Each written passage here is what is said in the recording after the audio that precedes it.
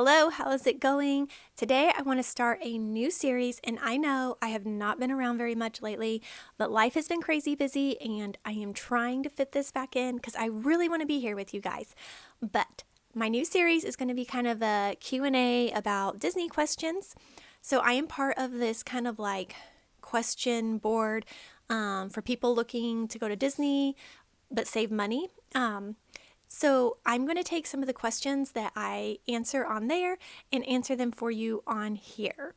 If you think that sounds interesting, please be sure to give this a thumbs up and leave a comment down below to let me know that you find this interesting or if you have a question yourself.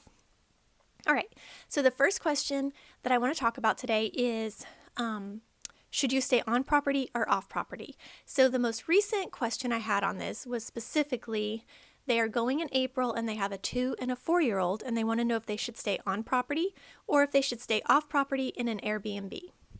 I get this kind of question a lot and it's always a little bit different. Sometimes it's a larger family, sometimes it's smaller, sometimes it's like a group, like, a family with grandparents and so on. And the answer is slightly different for everyone, but I would say as a generalization, if you are a family of 5 or less, on property. I wouldn't even bother looking off property unless you are needing to save every single little penny that you can. Like if you're like, look, I need it to be as cheap as possible. You can make it a little cheaper by moving off property. But if you are a family of 5 or less, most likely you can get a pretty good deal that's not too much more than staying off property, but being on property. Another thing you want to look at before you start staying off property is how much will it actually cost you to stay off property? Because you can get a hotel room, and I'm just going to throw out some random numbers here. Say you can stay at a hotel at Flamingo Crossing, which they have some great hotels at Flamingo Crossing, for a week for about $800. You can stay at Disney's All-Star for a week for about $1,000. So it's not a huge difference. And again, don't quote me, the days, the time of year, everything matters when you're looking at Disney prices. So you could possibly stay at All-Star for $1,000, but it could be a lot more too. Same thing with Flamingo Crossing. But the days I was looking at the other day, these were some prices I saw. And I'm rounding. There was, more than that. But anyway, so it's only about a $200 difference, okay, basically between the two. So what you need to look at is, are you driving? Will you have your own car? Because if you have your own car, the off-property may still be cheaper. But if you are not and you are flying and you need to rent a car, that's going to be an extra expense. Then you also have to count that you're going to pay for parking when you go to the parks. So that's another added expense. So you really need to look at all those extra expenses. And I believe actually Flamingo Crossing now has a fee to park at their hotel as well. They didn't used to, but they do last time I checked. And some of the other off-property hotels also have a parking fee. So you want to look into all of those because when you add all that up, you could end up being at that like extra $200 or even above. And if you're going to even get close to that, I would say then just stay on property. It just makes it so much easier. You get a little bit more perks staying on property, and it's a little more magic. At least I personally think so. If you really need to stay cheap, specifically for like that one question with the 2 and 4-year-old, I would do All-Star if you want to stay cheap because the kids will love it. They have a great food court that has good options for everyone. The theming there is like oversized, like very Disney, like Disney kids room type of theming. So it's fun, the kids love it, and it's great. Now, if you can swing a little more and you're not as worried about keeping it dirt cheap, I would say if you have 2 little kids or 3 little kids, go to a monorail resort. Being able to get on and off the monorail with a stroller, you don't have to break the stroller down. It makes it so much easier. When we stay at a monorail resort, a lot of times we can get from our room to the castle. So get, on the monorail, down the monorail, off the ramp, in the park, walk down Main Street in about 5 to 10 minutes. And that is amazing for Disney World. When you are staying a little further and you have the bus system, it can take you anywhere from 15 to 40 minutes to get into the park, just depending on the day and the resort you're at. And if you hit the buses right, sometimes we have bad luck and we walk up right as our bus is pulling away, but it happens. So yeah, if you can swing it and you have little kids, I would say not only stay on property, but stay deluxe, and specifically the Monorail Resort Deluxe. But you will have a great trip even if you do opt to stay off property.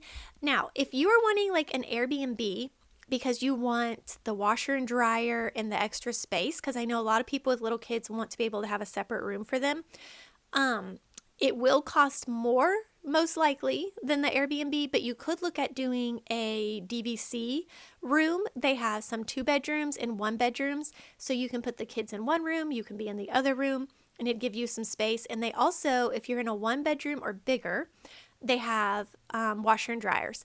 If you are in just their villas, it's more like a traditional hotel room. The washer and dryer is not in the room, but you do have a washer and dryer available to you for free. And then if you're just staying on the normal Disney side, there are washer and dryers that you can pay to use. So there is a way to wash clothes if you're needing that. So you just might look into that as well. Now, why would I recommend staying off property, since clearly I like on property? If you are a really large family that wants to be together, but you need your space, like it's you and the kids and grandparents and maybe aunt and uncle or something like that, I would say an Airbnb is probably the way to go, unless you all want to break up into your own rooms. But I know that can get a little costly, especially if like one person's paying for the whole thing and you're not breaking it up. So an Airbnb would probably be a way to go with that. And then also, if you're going to be there for maybe like a really long time, like 2 to 3 weeks, I could see where maybe an Airbnb may be a little more relaxing than staying on property. But, and it obviously would be a lot cheaper too, because staying that long on property is going to really get up there. They do not give you a really big discount for staying like extra. Now, staying like 5 days versus like 2 days sometimes can be a better deal. You're still obviously going to pay more, but it's a little bit better value. But yeah, when you start getting into those long term, it's not so good. Anyway, I hope that helps, and I hope that kind of answers why you would maybe stay on property or off property. But specifically for that one question, yes, I would definitely say stay on property. And just look into your different options there. There is, just in case you don't remember, there's economy, and that is like Disney All-Star and Pop Century, and technically Art of Animation is economy. I will say Art of Animation is not economy price. It is more of a moderate or even a deluxe price, but it is nice big rooms. It is like, it's definitely 2 bedrooms, 2 baths, but it's kind of like you have a nice big, you walk in and there's like a eating area, and then there's like a living room area, and then you have like the master bedroom with the bath, and then there's a bathroom out in like that other big area.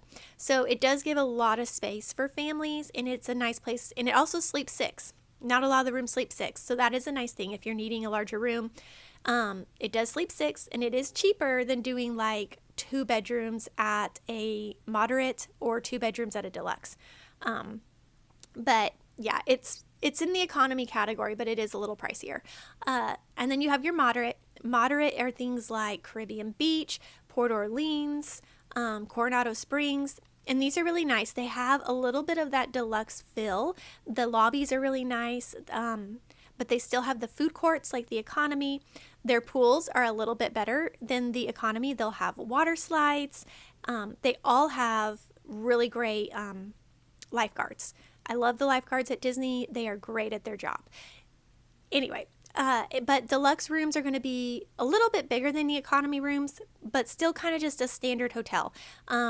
Nothing that different. It's just kind of a standard hotel room. Now, deluxe is where you end up with a lot of options. There's a lot within the deluxe, and these are your higher paid rooms. Obviously, you get what you pay for, and we prefer deluxe. Most people prefer deluxe, but we can't always all afford deluxe. So if you can afford it, yeah, totally go deluxe. But you will have a great time, even if you're at one of the other 2.